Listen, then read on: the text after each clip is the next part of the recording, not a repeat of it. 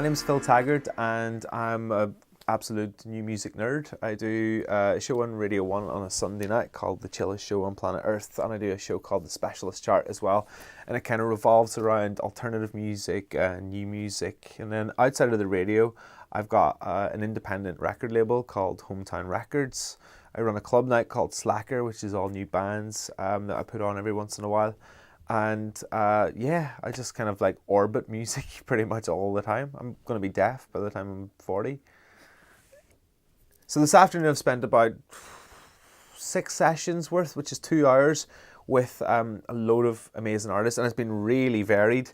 I've had people come up who played in like really scratchy garage bands. I've had like full-on pop experiences with a band. I've had somebody who's coming from a real urban side. I've got somebody else who's just like an incredible musician, and they're all at that point where they're almost like fit to pop. You know, it's at that real incubation stage of their career where it's all very, very exciting. It's all very, very raw. They mightn't have like, you know, management or labels or all this sort of traditional music industry stuff behind them. But then we don't live in a real traditional music industry world anymore, which means that they can very easily go out and do it themselves. One of the people I spoke to was an alumni at this college. And she's already put out her first EP and made the money back from that EP, which never, ever happens. And it's amazing. And some of the raw talent I've seen from some of the people coming through as well, they might be incredible singers and they might be incredible songwriters, but maybe they need a little help with production.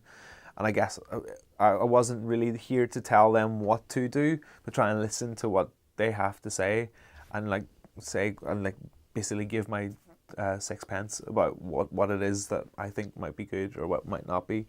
Well, I think like ICMP has already got a proven record of churning out like really talented musicians who've gone on to like wild things in music, like the drummer in Block Party, Clean Bandit, like, you know, the list goes on.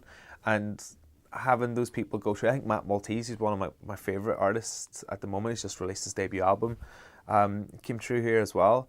And it's not just like the advice that you guys give and like the courses and the knowledge that they get from that, but it's also the actual tangible way of being able to get into a really good studio, being able to like, you know, have great drum sets and great people and great equipment around them as well, because you can't really teach creativity.